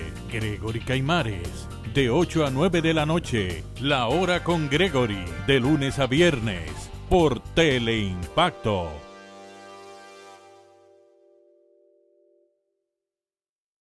Para la República Dominicana.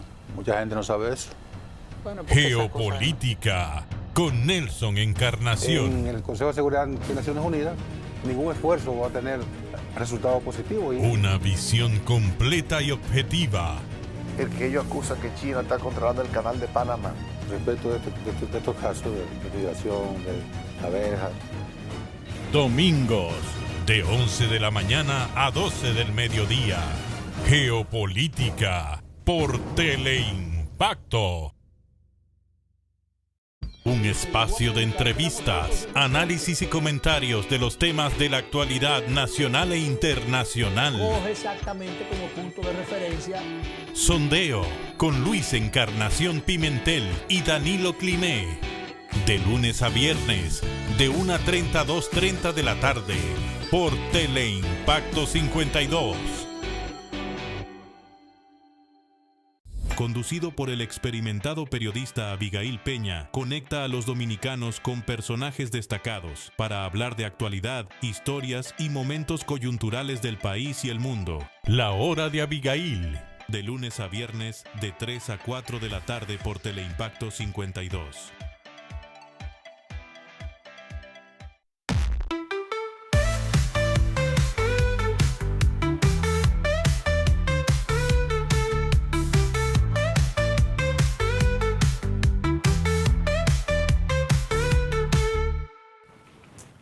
Señores, ¿y cómo anda el ambiente informativo de ustedes dos, que tienen mucho? Mira, bueno, en el día de ayer... Hace rato estamos dando información. Sí. En el día de ayer, el ex dictador sirio, Bashar al-Assad, ha sido condenado a muerte. Un tribunal lo juzgó. Él está actualmente exiliado en Rusia después de su caída.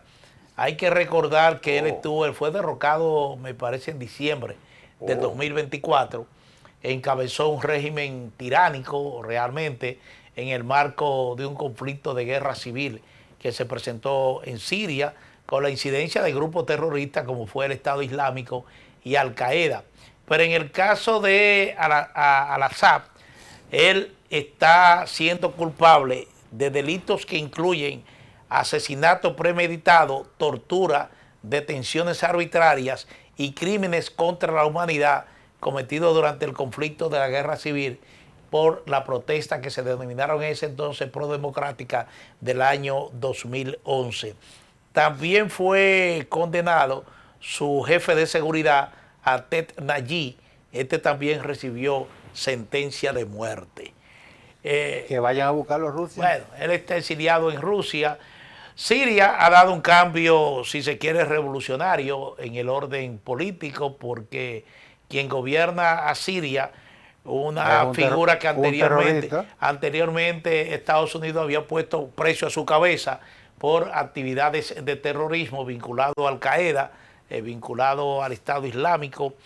Él en esta etapa de Siria ha liderado un acercamiento con Estados Unidos, incluso con Israel, que era su archienemigo, y Siria ya vive una situación de que parece que podría retornar a un régimen más democrático, por no decir esencialmente democrático.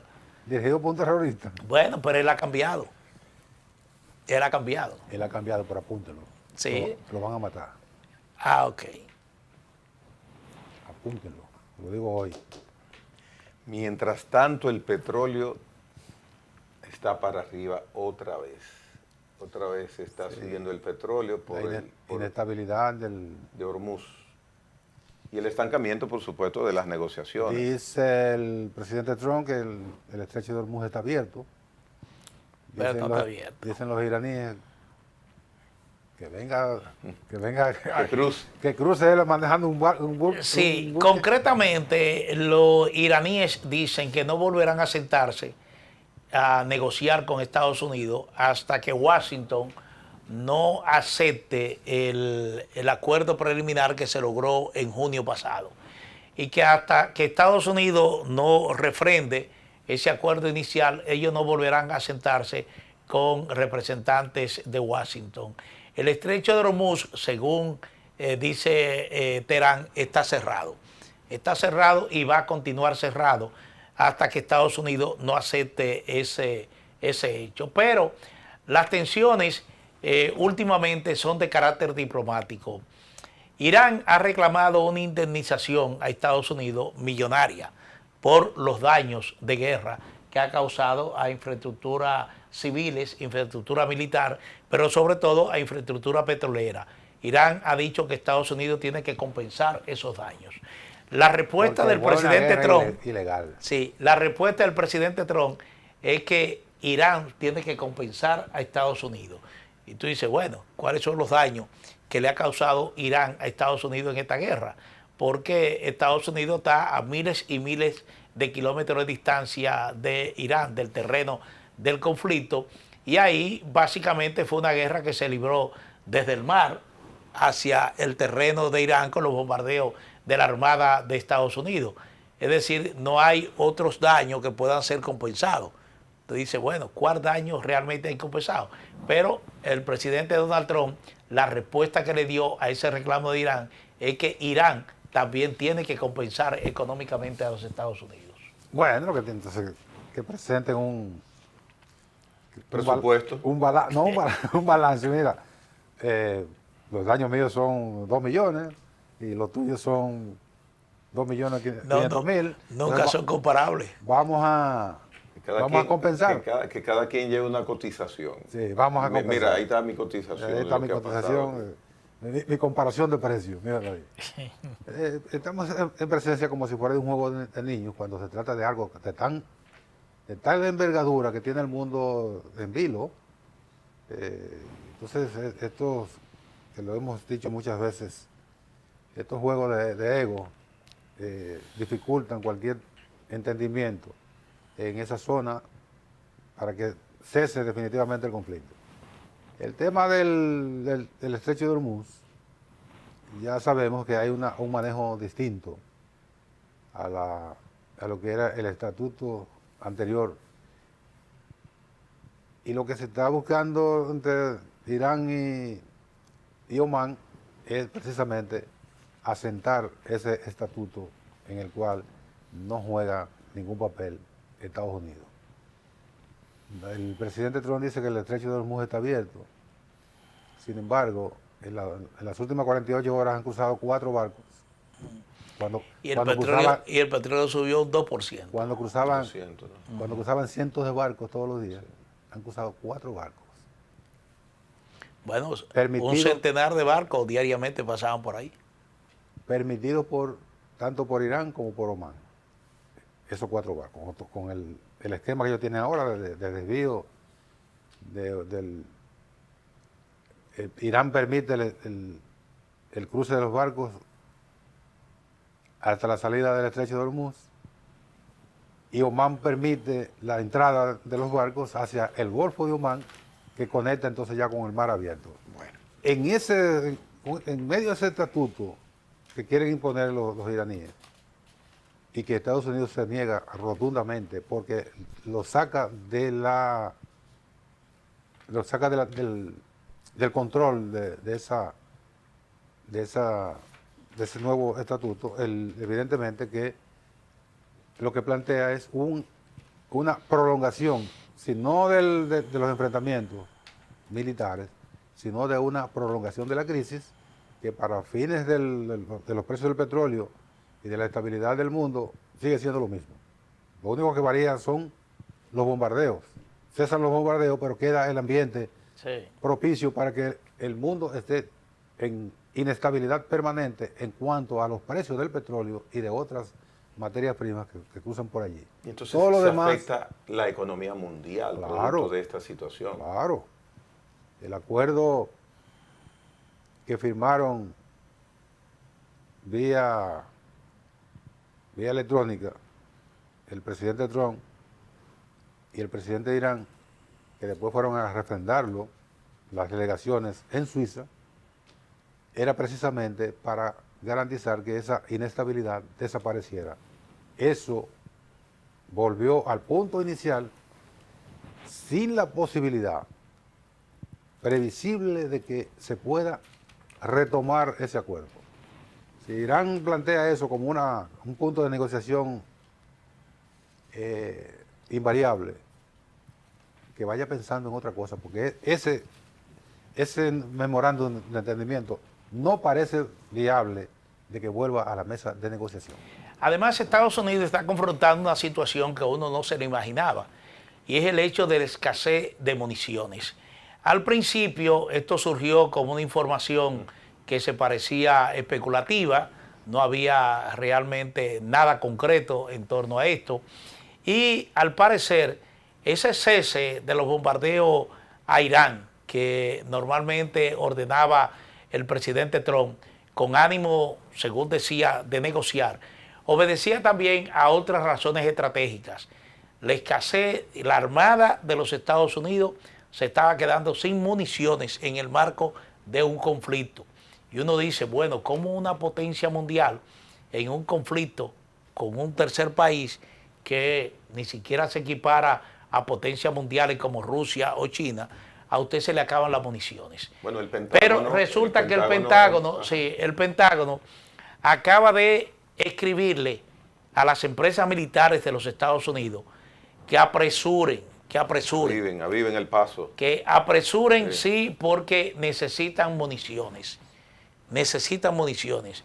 Y yo vuelvo y te pregunto, ¿cómo una potencia mundial se le acaban las municiones en una guerra de 2 meses? Eso lo que dice es que esa potencia no era tan potente nada. No, pues, o estaba dormida en sus laureles a partir de que todo el mundo que todo el mundo sabe que es la potencia militar más importante. Todo el mundo tenía el miedo de enfrentarlo directamente porque es la potencia militar fundamental. Cuando se presenta en el terreno demostrar esa potencia en la realidad, ocurre que no. O sea, que eso es como el presuntuoso ante la joven. Sí. No, yo tengo, mira mi vehículo, mira mi traje y el banco. Yo le dije que tengo un coche que lo compré para ti. Y cuando, como decía la canción. Y cuando sin coche me vio, ¿qué hizo? Me dio un plantón tan enorme. Sí. Una canción muy popular. Bueno. Pero lo que tú te preguntas no es un chiste, es verdad, es una realidad. Es decir, Estados Unidos en esta guerra con Irán ha revelado muchas debilidades. Primero le puso fecha de que el conflicto terminaba en 4 o 5 semanas y resulta que esas 4 o 5 semanas se convirtieron en más de 2 meses y todavía estamos en un conflicto donde sigue revelando debilidades. Es decir, las municiones son esenciales en toda guerra. Si usted no tiene municiones, usted no puede pelear. Que cuando hablamos de municiones, no son balas. No son balas. No son balas. Estamos hablando de misiles y bombas. Exactamente. Miren, menciona un tema que nos quedan algunos 15 minutos. El tema puede ser largo, pero es importante. Ya esta semana es el 16 de agosto. Hay evidencia porque se conocen las cosas muchas veces antes de suceder, que el gobierno va a hacer, el Poder Ejecutivo va a hacer cambios. Pienso que los cambios serán muchas rotaciones. Aparentemente serán rotaciones. Y sí es importante pero vienen cara nueva. Bueno, eso sería una novedad muy agradable para el país sobre todo, porque particularmente como ciudadano quisiera que el cierre de esta gestión de gobierno, son 2 periodos, sea de la mejor manera posible, porque nos beneficia a todos tener funcionarios probos, funcionarios capaces. Miren, algo desagradable, hoy inicia el juicio de fondo para uno de los funcionarios de este gobierno, un joven con un don de gente agradabilísimo, Hugo Veras me refiero. Sin embargo, fue funcionario y está en el banquillo de los acusados a partir del día de hoy. Entonces uno quisiera que los funcionarios con los cuales cierre este gobierno, que nos administren a todos, que somos los que vivimos acá, que somos dominicanos, tengan la mayor de las eficiencias y el mayor de los cuidados para manejar la cosa pública. Señor presidente, ojalá que usted pueda coronar sus gestiones con un equipo lo más apto posible y que sea digno de reconocimiento, que se respeta al ciudadano. Eso es bueno para todos.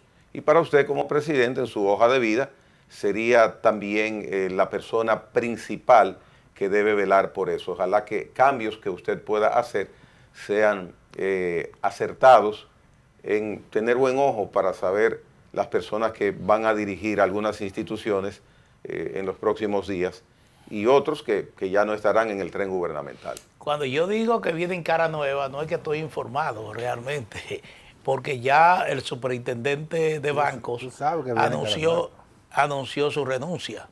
Anunció su renuncia porque se va a dedicar a la academia. Eso fue lo que él anunció. Sí, le dijo al presidente que no lo tome en cuenta para otra posición. Públicamente. No hay otro funcionario que haya tomado igual decisión. Es probable que se repita lo mismo que el año anterior, que hayan remociones y cambios.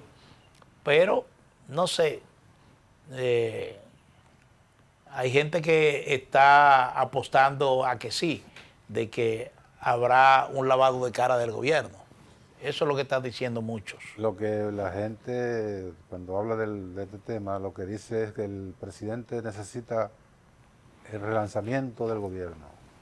Bueno, el relanzamiento del gobierno se produjo el 16 de agosto del año 2024, cuando asumió para su reelección. En ese caso fue para su segundo mandato. Ahí pues, se produjo un relanzamiento, que hubo varias remociones. Pero en esta oportunidad, en un año casi cuasi preelectoral, porque ya ahorita llega septiembre, cuando llega el OBRE, se fue el año, y ya el año próximo, el 1 de enero del 27 es el año preelectoral. Sí. Entonces, en ese momento, lo que haga el presidente ahora tendrá mucho que ver con el interés que él tiene de que a quienes ponga en los puestos públicos tengan una vocación más electoral que administrativa, porque el presidente no quiere entregarle el gobierno a un opositor. Eso va a depender naturalmente del electorado de la República Dominicana, no del deseo. Pero un funcionario no puede venir a hacer política en el cargo. Bueno, yo pienso que se refiere al desempeño del gobierno, porque aquí hay 2 ejemplos concretos. Desempeño del gobierno. Sí, aquí hay 2 ejemplos. No es hacer campaña política. Exactamente. Es tomar medidas pensando en lo electoral también. Porque te digo. O sea, hacerlo de manera correcta, eficiente. Pero con un fin político. Sí, eso se traduce en fin político. Sí. Yo puedo citar totalmente 2 ejemplos de cambios que ha realizado el gobierno que han tenido un impacto positivo para el ejercicio gubernamental. Yo sé uno que usted va a mencionar. Para el presidente de la República. No me refiero concretamente a Magín Díaz en el Díaz, Ministerio de Hacienda. ese es el que yo sabía. Muy bien. Y Economía, y Eduardo Estrella en Obra Pública. Son dos cambios que de una u otra manera han impactado el ejercicio del gobierno. Que ha dado a Eduardo Estrella. Lo que implica que quienes estaban en esas dos funciones, realmente se quemaron. ¿Y por qué quieren que se vaya Eduardo? No por Eduardo, nos reconocen a don Eduardo, claro que sí. Bien, para que entre fulano. Sí. Okay. Para que entre fulano. Bueno, eso, reconociendo la hidalguía y la sobriedad y la eficiencia de don Eduardo. Entonces, pero eso será difícil. Entra en contradicción con lo que yo acabo de decir. Sí. Si el presidente lo que quiere es que el ejercicio de los 2 años que le quedan impacte electoralmente en beneficio del PRM, no puede salir de un funcionario eficiente. Yo, Luis Abinader, no saliera del funcionario que se llama Eduardo Estrella. Yo lo dejara en ese. Si es que él sigue, porque hay 2 personas que me han dicho, pero hace mucho, ya hace un par de meses, que don Eduardo no tiene mucho interés en continuar en ese cargo. Y a mí me han dicho... A él hubo que convencerlo para ir al cargo. Sí, pero a mí me han dicho que él está más bien, no comprometido, pero sí enamorado de tratar de hacer un buen trabajo en la autopista Duarte. Sí. Me han dicho eso, porque esa autopista realmente es un desastre. Y ha delineado algunos puntos importantes en esa intervención de 5 años que tiene 6. Que se ve dinamizada la reconstrucción, Manuel. Sí, se ve dinamizada en este momento. Eso es verdad. Él ha delineado varios puntos. Que sé yo, cuántos retornos, hay nuevos retornos inclusive, hay nuevos retornos que y pasos a desnivel, todo los eso. Los puentes ampliando. Don Eduardo. Quédese ahí. Quédese ahí y trate, hablando de retorno, de corregir esos retornos ilegales que hay en la 6 de noviembre. También, sí. Unos retornos ilegales que yo el domingo pasado vi. Sí, y que han sido fuentes de accidentes. ¿Hasta dónde aumenta la peligrosidad en esa autopista con esos retornos ilegales? Y sigue la queja con la circunvalación de Baní. ¿En qué sentido? La queja, la gente se está quejando mucho. Hay gente que dice que incluso han abandonado esa vía cuando vienen de regreso los fines de semana, porque ahí hay como un peligro cuando se está cesando a ella para entrar. No sé, esa vía, yo no la he cruzado todavía. Bueno, yo estaba el domingo por ahí. Sí, dicen que tiene peligro. Mire, estamos terminando. Pero antes hablando de... ¿A quién le corresponde? Eso lo voy a decir rápidamente. ¿A quién le corresponde evitar? Y no es nada en contra de los carros públicos, porque son gente que trabajan, que mantienen su familia con esos carros públicos. Pero ¿a quién le corresponde evitar que en la Avenida Independencia sigan circulando los carros públicos cuando allí se estableció hace unos meses un corredor? Ven acá, Nelson. Y ahora no quieres tú que anden ahí. Ajá. Los carros públicos están establecidos en todas las calles. No, pero se estableció un corredor ahí. Sí. Bueno, hay corredores también aquí en la Churchill, y en la Churchill hay hasta motores. Pero no hay carro público en la Churchill. Pero hay motocicletas, hay motocicletas conchando. Entonces no podemos estar con otro relajo. Están saliendo de nuevo a conchar en la Avenida Independencia, los kilómetros, con el mismo desorden que había antes. Eso evidencia que la economía no está bien, que la gente está agarrándose mira, al gobierno en la falta de control. En estos 6 años, al gobierno, un sector que verdaderamente no se ha visto avance, ese es el del tránsito. El del tránsito en las grandes ciudades. No ha habido nada que uno pueda mencionar que el tránsito es menos caótico, Es un total albedrío libre que hay entre quienes manejan mal y la inobservancia de las autoridades para actuar. Es penoso y es triste que no haya medidas concretas. Sincronización de semáforos. Mira, se aperturó en la avenida Luperón el paso a desnivel. Excelente obra.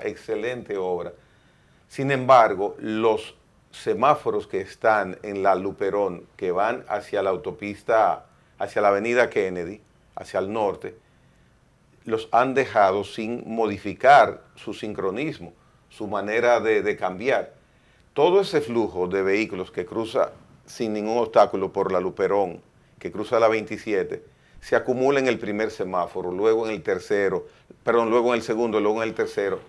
Y la cantidad de vehículos y el tiempo que se usa para tú transitar después que sales del cruce a desnivel, que cruza la 27 por la Luperón, es increíble, se pierde un tiempo y no se ha hecho nada, se han dejado los mismos semáforos. No quisiera terminar, porque Por ya Dios. terminamos, sin llamar la atención sobre esto. Me preocupa la escalada que está teniendo el conflicto Rusia-Ucrania, porque aquí parece una competencia en quién mata más civiles.